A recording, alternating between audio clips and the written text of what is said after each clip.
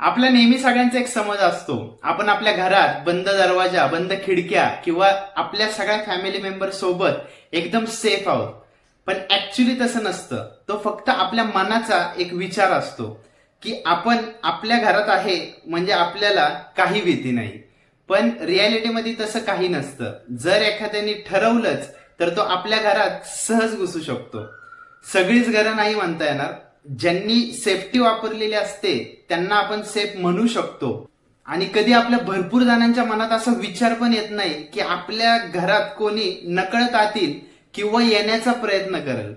पण असे भरपूर जण आहेत की ज्यांनी अशी काळ रात्र अनुभवलेली असते आणि त्यांच्यासाठी एका क्षणात सेफ घर कसं अनसेफ होऊन गेलं होतं हे त्यांना समजलं होतं.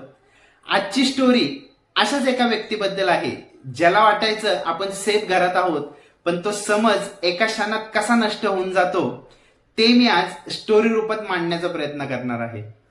आणि चला तर आजची स्टोरी सुरू करण्याआधी जर तुम्हाला विचित्र, भयानक किंवा रहस्यमय कथा स्टोरी रूपामध्ये ऐकायला आवडतात तर तुम्ही बरोबर चॅनेलवरती आलाय. आम्ही तेच सांगण्याचा प्रयत्न करत असतो. आम्ही आठवड्यातून 2 ते 3 स्टोरी अपलोड करण्याचा प्रयत्न करत असतो. त्यामुळे एक रिक्वेस्ट करेल, प्लीज लाईक, सबस्क्राईब आणि बेल आयकॉन वरती क्लिक करायला विसरू नका. त्याच्यामुळे तुम्हाला आमचे वीकली अपलोड भेटत राहतील. चला तर मग सुरू करूया आजची स्टोरी.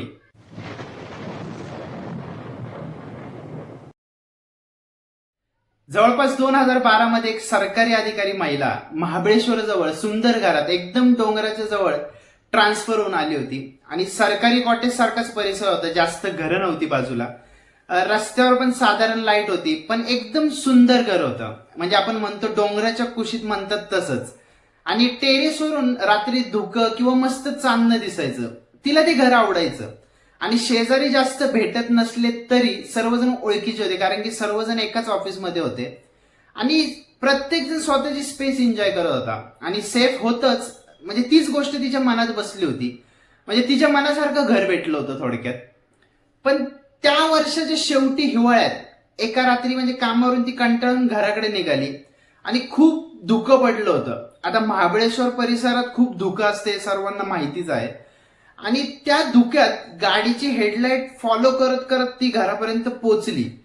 पण घराच्या पार्किंग मध्ये पोहोचल्यावर तिला सिगरेटच्या धुरासारखा वास आला. आता ती स्मोकिंग नाही करायची किंवा तिच्या शेजारचे पण नव्हते करत, तिला कधी वास नव्हता आला आतापर्यंत. आणि जास्त हाय ट्रॅफिक एरिया नव्हता की तिने विचार केला की आपल्या घराच्या इथं कोण स्मोकिंग करते. पण भरपूर धुकं आणि कंटाळल्यामुळं तिने फक्त असं इकडं तिकडं बघितलं. म्हणजे आपण म्हणू शकतो थोडक्यात दुर्लक्ष केलं. आणि कामावरून वैतागून आल्यामुळे ती म्हणाली आपण आता जाऊन झोपू. आणि जवळपास 7 ते 8 वाजले होते. ती फ्रेश झाली आणि वरती बेडरूम मध्ये झोपायला गेली. आणि थोड्या वेळानंतर तिला घरातून खालून काहीतरी हालचालीचा आवाज आला.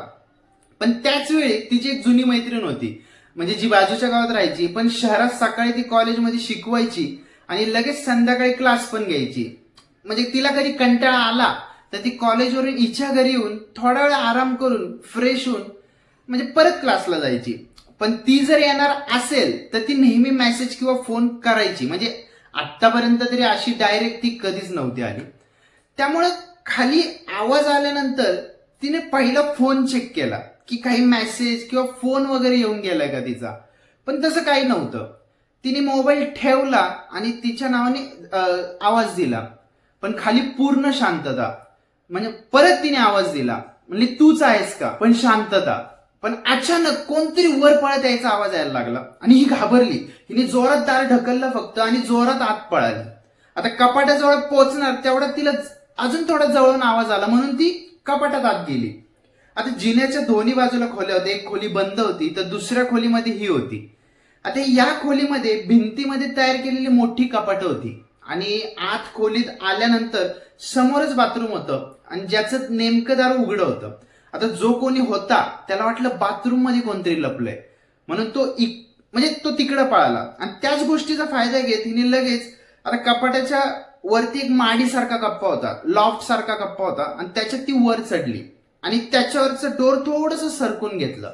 आता तिच्याकडे तिचा फोन नव्हता की ती कुणाला फोन करू शकत. बाथरूम मध्ये कोणी नाही बघून तो जोरात परत बेडकडे पळाला आणि त्यांनी कपाट उघडलं. तिला फक्त एकदम बारीक फटीतून त्याची पॅन्ट आणि ते चिखलात भरलेले बूट दिसत होते. आता तिला एवढं तर कळलं होतं हे आपल्या ओळखीचं तो कोणच नाहीये.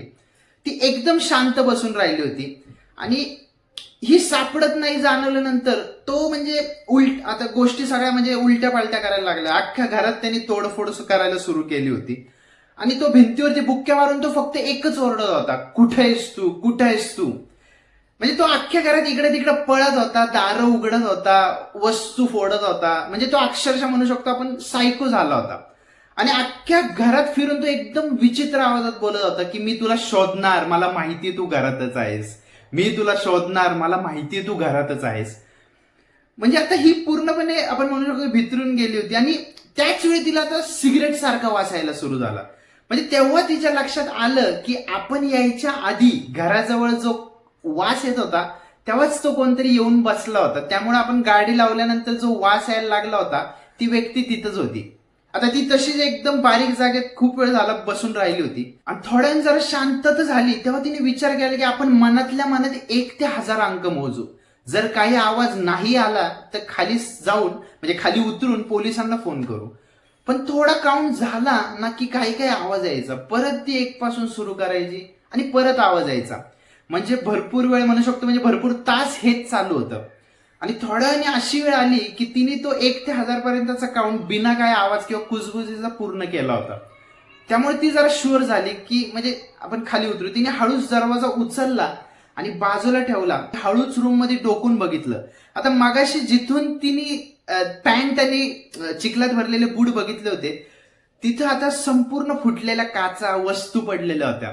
आता तिथून ती खाली उतरली कारण खूप वेळ काय आवाज नव्हता आला. त्यामुळे ती म्हणजे तिने आता खाली उतरल्यानंतर बघितलं सगळा बेड त्याने उद्ध्वस्त करून टाकला होता. ती गेली, तिने तिचा फोन घेतला आणि परत ज्या जागी लपली होती तिथे जाऊन ती म्हणजे जिथे लपली होती तिथे जाऊन तिने पोलिसांना फोन केला. म्हणजे एकदम हळू आवाजात बोलून लवकर यायची विनंती केली.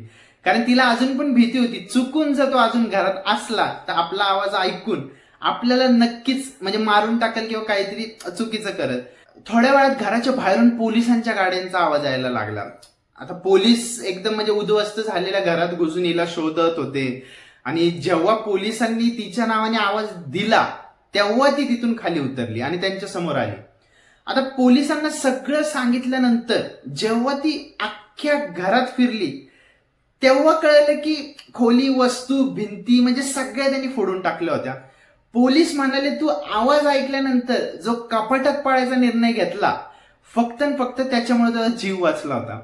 आता तुला ही जागा सापडली नसती तर तुझ्यावरून नक्कीच काहीतरी चुकीचं घडलं असतं. कारण की तुझ्या घरात म्हणजे सगळीकडं चाकू, कैच्या, हातोड्या अशा पडलेल्या आहेत.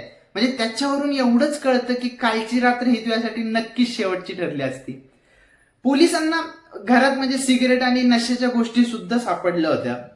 आता हे सगळं प्रकरण झाल्यानंतर तिने लगेच घर सोडायचा निर्णय घेतला होता आणि सोडलं. पण कुठल्याही घरात गेलं तर तिला एक नेहमी भीती मनात राहिलीच की आपल्या घरात कोणी येऊन तर बसलं नाहीये ना किंवा आपल्यावरती कोणी लक्ष तर ठेवत नाहीये ना. म्हणजे या स्टोरीतून एकच तात्पर्य आहे की एवढंच की दारं, खिडक्या, कॅमेरा या गोष्टी फक्त काही लोकांनाच थांबू शकतात. पण असे राक्षसी प्रवृत्तीचे लोक घरात घुसण्याचा प्रयत्न करतीलच. म्हणून नेहमी एक गोष्ट विचार करून ठेवा, स्पेशली मुली, जेव्हा अशी गोष्ट घडल तेव्हा तुमच्याकडे सगळा एस्केप प्लॅन पाहिजे किंवा काहीतरी प्लॅन पाहिजे की तुम्ही या सिच्युएशन मधून वाचू शकाल. आणि नक्कीच या स्टोरीमधून तुम्ही काहीतरी शिकला असताल. चला तर मग आजच्या पुरतं एवढंच होतं. आणि तुम्हाला स्टोरी आवडली असेल तर लाईक, कमेंट आणि सबस्क्राईब करायला विसरू नका. आणि जर माझ्यापर्यंत पोहोचायचं असेल तर डिस्क्रिप्शन मध्ये माझे सर्व सोशल मीडिया हँडल्स मेन्शन केलेले आहेत आणि तिथे तुम्ही तुमच्यासोबत घडलेली एखादी घटना सुद्धा शेअर करू शकता. त्यामुळे त्यातून आपण लोकांमध्ये जागरूकता निर्माण करण्याचा प्रयत्न करत राहू. आणि तुम्हाला पुन्हा बघण्याची इच्छा व्यक्त करतो आणि नक्कीच लवकर भेटू. धन्यवाद.